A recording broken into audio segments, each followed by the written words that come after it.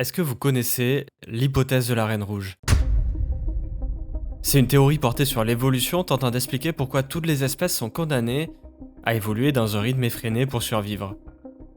C'est une hypothèse qui apparaît dans la suite d'Alice au Pays des Merveilles sous une simple explication. Le milieu dans lequel nous vivons évolue et pour rester à la même place, nous devons évoluer au moins à la même vitesse pour ne pas disparaître. Et au fil des années, l'hypothèse s'est confirmée, s'est élargie et explique certains de nos plus gros défauts dans de multiples domaines. Et pour que vous puissiez bien comprendre cette théorie, j'ai une petite histoire pour vous. L'autre jour, je me baladais sur X et je suis tombé sur ça. Un simple post a priori vous me direz, sauf que pas vraiment. C'est même plutôt le contraire. Déjà parce que c'est assez ironique pour un compte qui s'appelle Nature is Amazing de poster une photo de nature faite par intelligence artificielle, mais surtout pour ça. 163 000 likes. Bon ok, c'est peut-être juste des gens qui ont vraiment pas regardé et qui ont liké sans se dire que c'était de l'IA. Passons, maintenant attardons-nous sur ce tweet qui a fait 24 000 likes contenant une vidéo sans aucun son. La personne qui l'a posté a tout simplement mal extrait le son de celle-ci. C'est déjà troublant qu'elle ne s'en soit pas rendu compte, mais ce qu'il est encore plus, c'est certainement les commentaires sous cette vidéo. En fait, les utilisateurs semblent répondre des choses assez bateaux, qui n'ont pas vraiment de lien avec le post initial. Ce tweet, et des centaines d'autres, restent en général quelques semaines ou quelques mois tout au plus, et ils sont rapidement supprimés, parce qu'ils prouvent une chose qui dérange X plus que tout, la plateforme est envahie de bots. Par bot, vous pouvez comprendre robot. C'est un logiciel qui se charge de mimer le comportement humain pour effectuer certaines tâches. Et X en est envahi, à tel point que quelques recherches rapides nous permettent de trouver tout un tas de bots reliés à ChatGPT qui ne semblent plus en mesure de balancer leurs phrases toutes faites. On n'a pas à aller bien loin pour comprendre, avec une simple recherche on tombe sur des centaines de bots défaillants. Et ces publications faites par des bots ne sont pas passées inaperçues, loin de là. En regardant les mentions, les reposts, je tombe de plus en plus sur quelques mots qui m'interpellent. La Dead Internet Theory.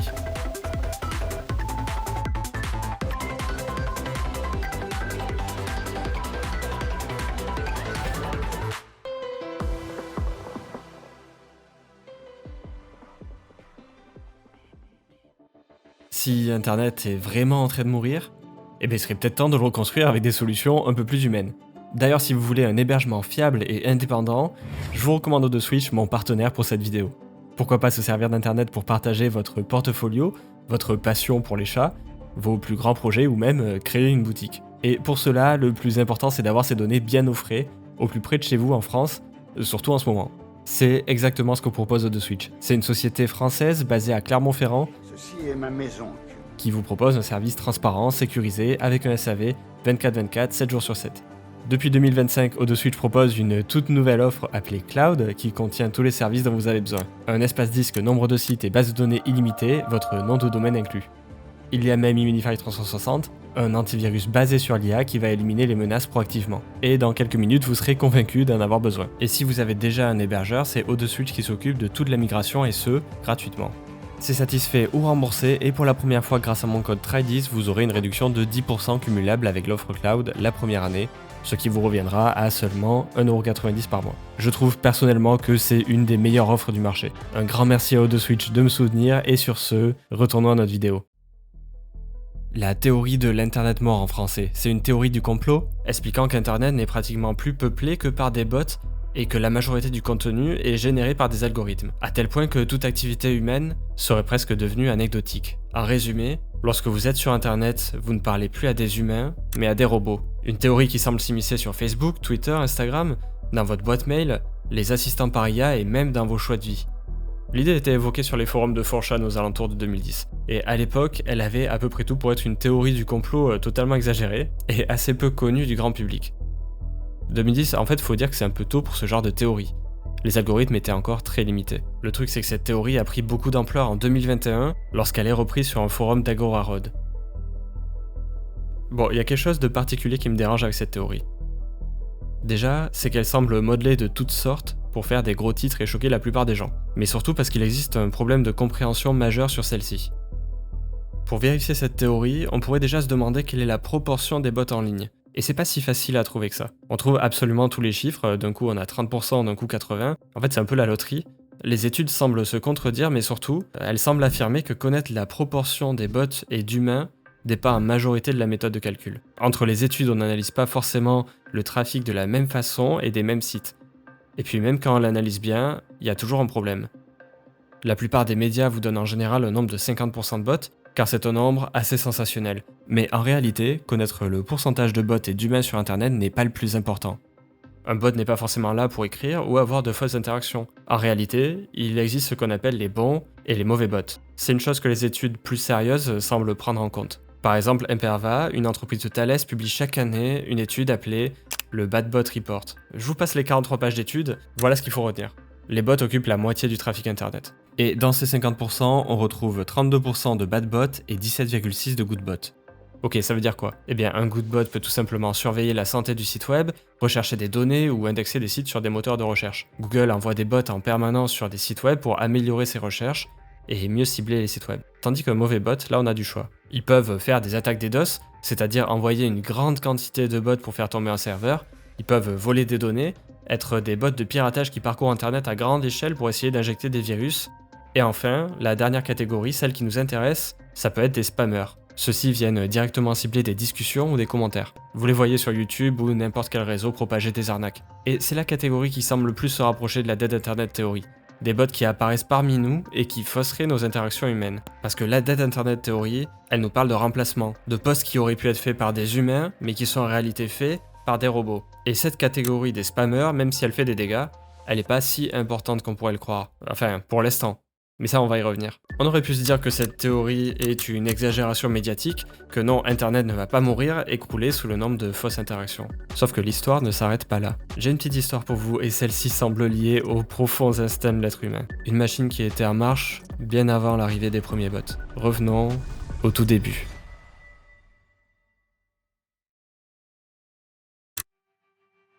Vous avez sous les yeux le tout premier site internet. Créé par Tim Berners-Lee en 91, le site comporte une simple page qui explique le concept d'internet et comment créer une page. C'est un peu comme une invitation. Bon, c'est une invitation très austère, mais ça reste une invitation.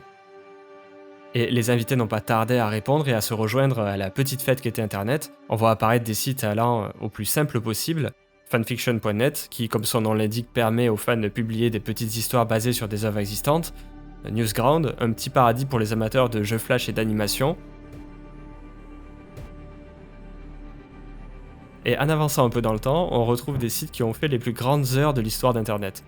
Par exemple DeviantArt qui, à l'époque, était un endroit où tous les artistes se rassemblaient et partageaient leur créativité. Tiens, en voilà un que vous connaissez bien, jeuxvideo.com, à l'époque un site qui commençait à se faire sa place. Bien loin du tumulte parisien, l'idée nous vient d'une petite ville du Cantal, Aurillac. Je pense que vous voyez le point commun entre ces sites. C'était des sites où on ne retrouvait pas spécialement des choses à vendre, mais plutôt des choses à partager. Ces premières briques d'internet n'avaient que très peu accueilli la publicité ou les enjeux monétaires d'aujourd'hui. Et on peut dire que ça a vite changé. En fait, dès 1994 apparaît la toute première bannière publicitaire, avec un taux d'engagement de 44%.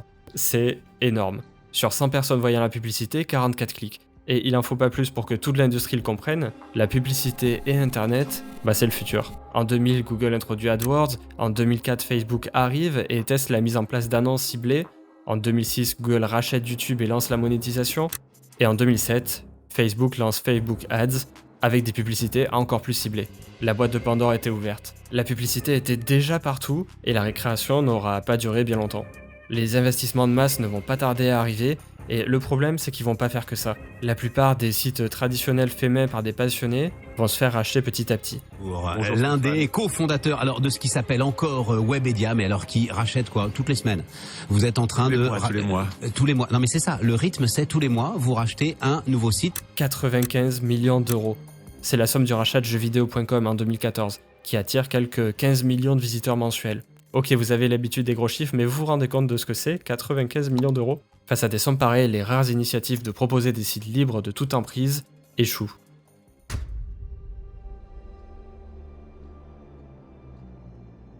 Et en soi, qu'un site soit racheté, il n'y a rien de bien mauvais, surtout si une entreprise est investie dedans. Et on aurait pu se contenter de 2-3 publicités ciblées qui impactent pas vraiment le discours des sites. Mais pour rembourser de telles sommes, il va falloir complètement refondre le modèle économique. Alors on ajoute de la publicité, puis des articles sponsorisés, on extrapole tous les titres, et puis on ment. Les utilisateurs partent, et à la fin, le modèle économique du site entier s'écroule sur lui-même. Tandis que les petits concurrents aussi perdent en visiteurs, ou ont aussi le désir d'être rentables. Et petit à petit, les sites disparaissent sous les publicités. Regardez ici, avouez que la plupart des sites web sont devenus des panneaux publicitaires, où le contenu n'est visible qu'en plissant des yeux. Voilà comment on a commencé à tuer Internet. Les bots n'ont même pas eu à s'en charger, on n'a même pas eu besoin de fausses interactions en vérité, et certains sites comme celui-ci sont morts sans même avoir de vrais concurrents. Ils ont été auto-sabotés par des investisseurs toujours plus désireux d'avoir une rentabilité à court terme. Et ils racontent des histoires où ils écrivent en langue Google. C'est-à-dire, ils peuvent écrire en français ou ils ont des tableaux d'écriture à ce point précis pour que les mots-clés soient placés aux bons endroits que finalement on se demande s'ils peuvent encore exprimer leur talent. C'est simplement qu'ils acceptent d'avoir, en plus de leur rédac chef éditorial, qui est celui qui regarde si l'histoire est bien écrite, un autre rédac chef, qu'il s'appelle Google. Le nouveau rédacteur en chef, c'est Google. Et s'il dit ça, c'est parce qu'il sait que les règles d'Internet ont changé. En modifiant drastiquement le contenu de jeuxvideo.com, il sait qu'il pourra encore et encore augmenter l'audience de celui-ci. Je vous parle de jeuxvideo.com, mais c'est valable pour plus ou moins tous les sites qui ont dû petit à petit rejoindre cette problématique du comment attirer le plus de monde possible.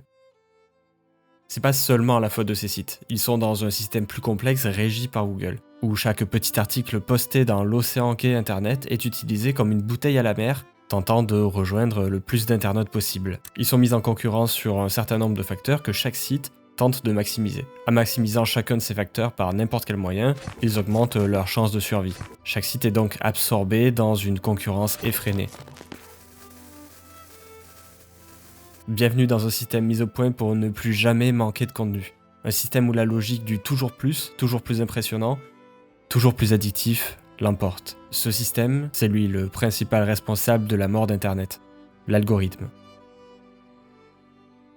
I think the internet was terminally ill before ChatGPT was announced and released. I think the biggest watershed moment when you look at this sort of theory of the decaying internet is the release of algorithmic feeds. I think that algorithmic ranking systems that are AI-driven really set the stage for just endless worthless pieces of content and sort of just the whole internet to be optimized in the most absurd ways. Au début des réseaux sociaux, vous tombiez la plupart du temps sur une chronologie des personnes que vous suiviez. En fait, vous n'aviez jamais de personnes que vous ne connaissiez pas. Elles étaient triées de sorte à ce que la publication la plus récente apparaisse en haut et les plus anciennes en bas. Ça donnait en quelque sorte un pouvoir particulier à votre abonnement.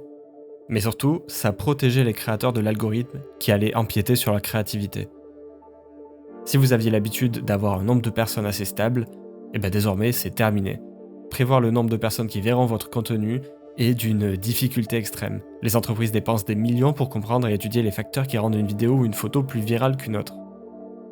L'algorithme vous met désormais en concurrence avec toutes les autres personnes et vous êtes désormais son produit. Et même si vous n'en vivez pas, ne vous en faites pas, il vous impacte largement aussi. Ne faites pas l'erreur de croire ou de penser que l'algorithme sait ce que vous aimez, parce que non, ça, il n'en a aucune idée. L'algorithme, il a un but plus précis et un peu plus sournois. Il n'est plus question d'afficher les personnes que vous suiviez ou que vous connaissez, il va essayer de maximiser le temps que vous passez sur un réseau social. Mais qu'on se le dise bien, l'algorithme aurait pu avoir pour but maximiser le bonheur de l'utilisateur en vous montrant des bonnes nouvelles, vous montrer du contenu inspirant que vous aimez réellement. Il aurait pu avoir pour but de minimiser le nombre de contenus addictifs ou de limiter les fake news. Par exemple, au lieu de mettre en avant des images de guerre, il pourrait vous parler de cette technologie pour améliorer la restauration des coraux, ou encore de ces bisons ramenés sur leur terre natale qui tout à coup ravivent tout un écosystème. Sauf qu'il le fait pas. Et pour une bonne raison. En 2012, les utilisateurs de YouTube regardent chaque jour 100 millions d'heures de vidéos. C'est encore bien trop peu pour YouTube qui fixe alors un nouvel objectif, 1 milliard d'heures de visionnage à l'horizon 2016. Des algorithmes surentraînés travaillent avec des milliers de facteurs différents et ils trouvent, en alignant chacun des chiffres analysés, un schéma particulier. Les titres outranciers favorisent l'engagement, contrairement à la modération. Les algorithmes se mettent alors à recommander à des millions d'utilisateurs toutes sortes de théories du complot, des mensonges et tout type d'extrapolation. Et en 2016, les utilisateurs regardaient bien 1 milliard d'heures de vidéos. Mais tout ça, à quel prix ? Le problème de l'algorithme, c'est aussi le problème de l'être humain, parce que l'être humain que nous sommes a toutes sortes de biais, et l'un d'entre eux a un impact considérable sur ce que nous regardons, c'est le biais de négativité. Selon une nouvelle étude analysant plus de 105 000 variantes de titres sur le site Upworthy, chaque mot négatif dans le titre augmenterait le taux de clic de 2,3%. D'autres études prouvent que les articles négatifs déclenchent des réponses émotionnelles plus intenses que les articles positifs. Et ce biais de négativité lié à l'algorithme est un véritable problème. Corréler la portée d'une vidéo à son engagement encourage immédiatement le biais de négativité. Et si on parlait simplement de quelques petites erreurs reliées à grande échelle ou d'un jugement un peu extrême dans l'océan d'opinion, ça poserait pas tant de soucis. Le problème, c'est que ça va plus loin que ça. Voici une petite expérience pour vous montrer l'étendue du pouvoir d'un algorithme. Il y a une sorte de grosse télé au milieu, des gens avec des têtes carrées et rondes qui se baladent un peu aléatoirement. Et moi, je suis un genre de caméra. Je remarque vite que dès que je prends une photo, celle-ci se retrouve sur la télé. Bon, ma photo a l'air d'intéresser personne, et il faut dire qu'elle a l'air très banale. Par contre, dès que je prends celui qui porte un chapeau, je crée tout à coup une tendance et tout le monde se met à porter un chapeau. Là, j'ai déjà compris le concept du jeu, il faut que j'intéresse les gens, que je trouve des situations invraisemblables. Je me mets à photographier un couple pour que tout le monde le juge, puis là je repère un fou. Parfait pour faire les gros titres. Et sur toutes les personnes qui se baladent, je vois un changement de comportement. Les ronds commencent à avoir peur des carrés.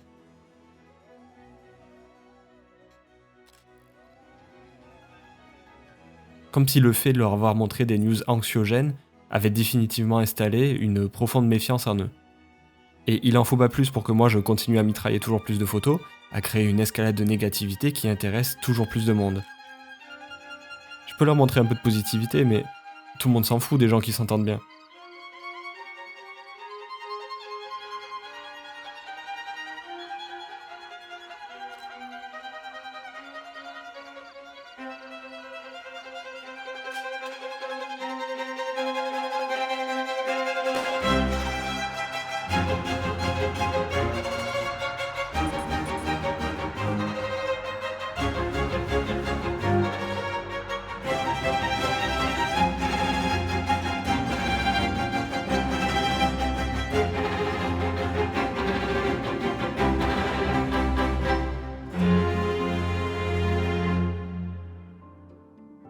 Les algorithmes touchent une base si large d'utilisateurs qu'ils sont parfois utilisés en politique. Vous vous souvenez peut-être de ce ballon espion chinois qui avait survolé les États-Unis et le Canada en 2023. À ce même moment sur Twitter, se livrait une bataille entre 120 000 personnes pour déterminer qui avait lancé ce ballon. Sauf que sur ces 120 000 personnes, plus de la moitié étaient en réalité des robots. C'est un exemple comme il en existe des milliers et des bien plus graves. Les algorithmes, au fil du temps, ont joué un rôle majeur pour l'amplification des tensions. C'était le cas lors des massacres en Birmanie ou pour n'importe quelle élection récente. Une chose rassurante néanmoins, les plateformes ont le pouvoir de faire évoluer leurs algorithmes au cours du temps, et donc de contrer plus ou moins ces biais. Si YouTube est YouTube aujourd'hui, c'est grâce à de longues années de mise à jour et de tests, parfois dans la douleur pour les créateurs. Et on observe qu'Internet n'a jamais été aussi riche en contenu qu'auparavant. Il m'arrive tous les jours de découvrir de nouveaux créateurs. Tiens, d'ailleurs, j'en ai mis quelques-uns dans la description, n'hésitez pas à aller les suivre. On a fait un peu de chemin depuis le tout premier site qui paraissait bien innocent et bien gentil comparé à ce qu'on vient de voir. Une fois que tout le monde a mis au point des algorithmes améliorés d'année en année, on peut dire que tous les réseaux sociaux sont au même niveau. Le premier qui trouvera une technique qui retiendra plus les utilisateurs que les autres aura un avantage considérable. C'est TikTok qui l'a trouvé, avec la notion de scroll infini, une nouvelle ligne rouge est franchie en matière d'addiction. Et depuis, ce que j'appelle ces lignes rouges, ces petits franchissements dans l'éthique continue. La petite coche bleue pour vérifier un compte est désormais achetable via un abonnement. Sur X, puis sur Facebook, puis sur Instagram. L'outil parfait de la désinformation est désormais accessible. De quoi relancer un petit peu notre théorie de l'internet mort. Et d'ailleurs, c'est à ce moment-là que la théorie commence à reprendre de l'ampleur. Internet semble au fil des années s'être rassemblé autour des réseaux sociaux, mettant en avant très régulièrement des tendances. Celles-ci sont rapidement effacées et remplacées par de nouvelles, un peu comme une boucle sans fin. Les algorithmes ont en quelque sorte dicté notre façon de poster et réagir sur Internet, nous rendant complices de comportements répétés et assez prédictibles. Si prédictibles qu'ils seraient peut-être même falsifiables. Si seulement on avait une sorte de possibilité de générer du contenu à l'infini, sculpté parfaitement selon les règles de l'algorithme. Si seulement. Vous vous souvenez du 30 novembre 2022 de ce que vous étiez en train de faire ? Beaucoup d'entre vous étaient certainement en train d'essayer la toute première IA générative rendue publique, appelée sobrement Chat Generative Pre-trained Transformer. Vous l'appelez certainement ChatGPT. Elle peut répondre à toutes sortes de questions, générer des images, et depuis, toujours plus d'IA sont sorties et elles peuvent même désormais générer des vidéos. Bon, mettez générer entre gros guillemets, on va en reparler. Vous avez l'habitude de vous en servir sur le site officiel. Et pourtant, je peux vous assurer que vous voyez plus ChatGPT sur d'autres sites que sur son propre site. Et ce pour deux raisons différentes. Déjà parce que ChatGPT possède une API, en quelque sorte, une interface qui permet à n'importe quel service ou robot de communiquer avec. Comprenez par ici, grâce à son API, ChatGPT peut être utilisé partout, à n'importe quel moment et pour absolument tout. Disons qu'en proposant une API, ChatGPT propose une boîte à outils d'une richesse infinie, mais à double tranchant. Les bots sont désormais bien plus simples à mettre en œuvre. Et la deuxième raison, c'est nous-mêmes. Les algorithmes ont facilité la croissance du contenu toujours plus impressionnant. Pas besoin d'API pour aller balancer des photos générées en prétendant qu'elles sont vraies, ça les humains s'en sont déjà occupés. Si vous connaissez Pinterest, vous savez qu'il s'agit d'un site bien sympathique pour trouver des inspirations. On retrouve parfois des superbes peintures, tableaux, design d'intérieur. Et bien sachez que maintenant, il est difficile d'y trouver des œuvres authentiques. Ok, on va jouer à un petit jeu, me voici sur la page d'accueil de Pinterest, j'ai vérifié tout ce qui était proposé, je vous laisse quelques secondes pour me dire lesquelles sont de l'IA. Ok, voilà ce que j'ai identifié comme étant de l'IA. En fait, même pour moi c'est difficile de le savoir, et dans les commentaires, on trouve la plupart des gens qui se demandent à chaque fois si c'est un vrai artiste. Donc on récapitule, l'IA récupère des œuvres de millions d'artistes pour construire son modèle. Des fausses œuvres submergent les réseaux sociaux, à tel point qu'il devient difficile de reconnaître le vrai du faux. Et pour moi, c'est ça la théorie de l'internet mort. Le moment où les robots sont capables de mimer le comportement humain à la perfection.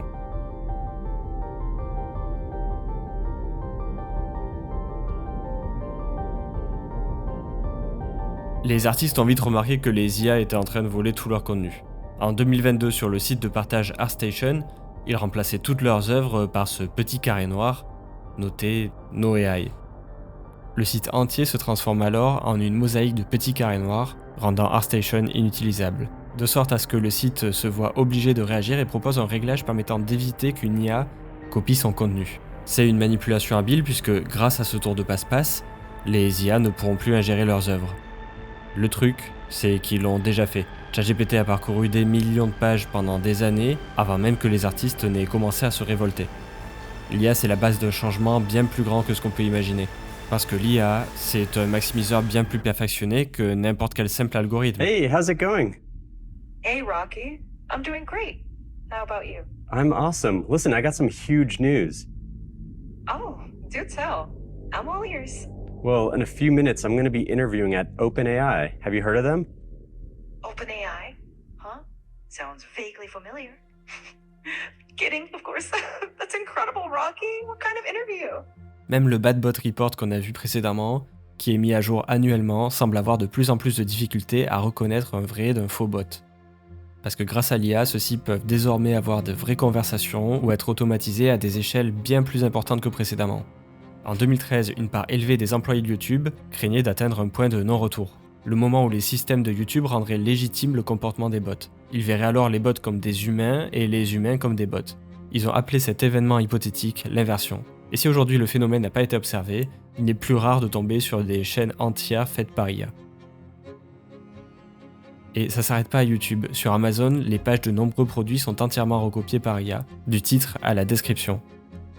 Les réseaux sociaux sont déjà remplis de bots, ça vous le savez déjà, mais pire encore, certains d'entre eux semblent déterminés à franchir l'ultime ligne rouge. Mark Zuckerberg déclare vouloir implémenter des bots dans ses réseaux sociaux. Ses profils utilisateurs auront des photos de profil, biographies et possibilité de poster du contenu fait par IA. Et on apprend carrément que des centaines de milliers de profils sont déjà créés depuis son lancement aux États-Unis en juillet dernier. On pourrait penser qu'à première vue c'est complètement débile pour un réseau social de se trafiquer lui-même. La raison derrière ça, c'est toujours la même raison, c'est l'engagement. Les réseaux sociaux, après avoir troqué de plus en plus leur identité pour survivre aux autres réseaux sociaux, semblent désormais être prêts à troquer leur essence même, l'authenticité des utilisateurs. C'est petit à petit l'intégrité des réseaux sociaux qui est remise en cause. Et là on parle d'un site qui accueille des milliards d'utilisateurs. Et X semble aussi être touché par ce problème d'intégrité, avec un algorithme complètement biaisé. Rappelez-vous bien, c'est pas parce qu'il n'y a plus de modération qu'il existe une liberté d'expression totale, l'algorithme est toujours là. Après le rachat de X par Elon Musk en 2022, celui-ci se confronte à une réalité assez difficile à encaisser. Trop peu de gens lisent ses posts. Lors du Super Bowl, un tweet de Joe Biden obtient 3 fois plus d'impressions que le sien, tout en ayant 10 fois moins de followers. Et ça, c'est inacceptable pour lui. Il va voir ses ingénieurs et il leur demande de booster sa visibilité. Un tout nouvel algorithme est alors déployé avec une particularité, les tweets d'Elon Musk sont boostés d'un facteur 1000. Ça a l'air d'être une blague, mais ça en est pas du tout une. Tous ces posts envahissent X et n'importe quelle personne se rendant dans la page pour toi aura le droit à un long monologue rempli de ces tweets. L'algorithme est un enjeu de masse sur la liberté d'expression et comporte un énorme risque de manipulation de masse. Le parquet de Paris a d'ailleurs ouvert très récemment une enquête, mais c'est en réalité toutes les agences gouvernementales du monde entier qui suivent de très près le phénomène. Avec les élections particulièrement, le nombre de bots sur la plateforme a littéralement explosé, à tel point qu'on retrouve très fréquemment des réseaux entiers de bots démantelés ou sous surveillance. Tous les réseaux affirment avoir une politique robuste contre les bots, mais semblent parfois, en réalité, profiter de l'énorme traction en termes d'engagement qu'ils peuvent offrir. Une analyse de The Guardian affirme que bien des bots peuvent être identifiés, mais que X semble laisser ceux-ci agir. 1 ou 2 ont été suspendus, mais la majorité reste active. Pour la simple raison que les algorithmes de X semblent promettre toujours plus d'engagement. Et il en va sans dire qu'un algorithme mélangé à des bots toujours plus présents, c'est le cocktail parfait de la désinformation. Des utilisateurs de moins en moins scrupuleux n'hésitent pas à en jouer, ici un compte relaie des fake news de guerre, moyennant 3000 € par mois. Voilà, on est arrivé au présent, à l'état actuel d'Internet. Mais le futur avance et arrive vite. Il existe un phénomène un peu plus inquiétant qui commence à prendre de l'ampleur et j'aimerais vous donner mon avis là-dessus. Aujourd'hui, un acteur du marché se garde bien de dévoiler sa stratégie. Il est la pierre angulaire du web qu'on connaît et la base d'une économie tout entière. Oui, je parle du grand Google. Est-ce que vous savez combien il existe de sites web aujourd'hui ? Approximativement 1,2 milliard. Ok, ça fait beaucoup, mais sachez que seulement 17% d'entre eux sont encore actifs. Alors bien évidemment, ça accentue l'idée qu'une bonne partie d'Internet est déjà mort. Et ça nous laisse approximativement avec 200 millions de sites web. Bon, ça fait quand même beaucoup. On a vu dans cette vidéo comment l'algorithme a poussé tous ces sites à s'agripper pour continuer d'exister, à essayer d'améliorer leur référencement en maximisant autant que possible leur position dans les pages de Google. Voilà, l'essentiel du web tient sur ça. Une seule page de recherche, et pas plus. Pas plus parce qu'au-delà de 90% des utilisateurs restent sur la première page de Google, et elle contient seulement 10 liens vers 10 sites web. Alors peu importe la recherche, si une personne cherche les mots « meilleur téléphone », il faut à tout prix que votre site web apparaisse en premier. C'est la règle que Google impose aux sites qui veulent survivre. Alors que se passerait-il si une technologie venait de nouveau bouleverser cet écosystème ? Un écosystème qui est déjà si fragile. Bon, j'arrête de tourner autour du pot, une seule image va nous aider à comprendre ce qu'il est en train de se passer chez Google. Cette capture vient d'un internaute qui a cherché des informations sur le 5e film de John Wick. C'est un film qui n'existe pas encore, et cette image représente assez bien ce qu'est devenu la recherche Google. De l'intelligence artificielle absolument partout, de la désinformation, de la spéculation, et surtout, je regarde cette photo, mais excusez-moi, j'ai juste envie de faire une deuxième recherche et essayer de mieux la cibler. Et c'est précisément ce que Google veut que vous fassiez. En 2019, dans les bureaux de Google, un code Yellow est lancé par les équipes publicitaires. Un signal propagé en raison de la baisse inquiétante des revenus. Pour pallier à ce problème de revenus, l'entreprise aurait volontairement dégradé les résultats de recherche pour augmenter le nombre de requêtes et donc d'affichage de publicité. Ce procédé s'appelle lentification, ou merdification en français, un procédé visant à réduire la qualité d'un service volontairement pour augmenter ses bénéfices. Plus de publicité, moins de choix, plus de frais. Alors ma question est, que se passe-t-il si Google décide de garder tout le gâteau pour lui ? De rejeter les centaines de millions de sites qui lui ont donné vie. Eh bien c'est une possibilité bien attrayante. Que se passe-t-il si notre première page Google, si importante pour les sites web, se voit remplacée par une IA ? Mettons par exemple, imaginons qu'un petit bouton AI Mode fasse son apparition, et que ce bouton réponde directement au même titre que ChatGPT ou Perplexity, grâce aux milliards d'informations volées à ces mêmes sites web. Ces mêmes sites web dont Google va désormais voler le trafic et détruire tout un écosystème petit à petit. L'IA, qui possède des années d'avance sur les régulations, a pu voler des quantités de données affolantes. Alors on pourrait se dire que mon exemple est une extrapolation, mais en fait c'est ce que vient d'annoncer Google via un simple tweet. Le moteur de recherche semble y aller assez timidement, mais ne soyez pas dupes. Ils sont bien au courant qu'ils ont de l'or entre les mains. L'Internet d'autrefois, qui était alors un simple lieu de partage, semble être devenu un lieu où tout le monde semble vouloir retenir l'attention des utilisateurs plus que les autres. Et tout ça, ça porte un nom, l'économie de l'attention. Tous ces géants du numérique se battent pour récupérer chacune de vos minutes. Mais n'oubliez pas que votre attention donnée minute après minute représente une immense partie de votre vie, non seulement sur les réseaux, mais aussi en dehors. Parce que oui, les réseaux et le contenu que vous consommez peuvent vous pousser dans des troubles du comportement, anxiété, dépression, tout ça rongé par la négativité des réseaux. Internet n'est pas mort, mais il n'en est pas moins un outil à utiliser avec précaution, et de plus en plus, en particulier les réseaux sociaux. Si vous ne les contrôlez pas, ils représentent un gouffre. Le plus important, c'est déjà de le savoir, et pour une fois, et c'est peut-être la première fois que je vous le demande ici, partagez cette vidéo autant que vous le pouvez, que ce soit sur X à vos amis ou à votre famille. C'était Try, prenez soin de vous, je vous remercie de votre précieuse attention.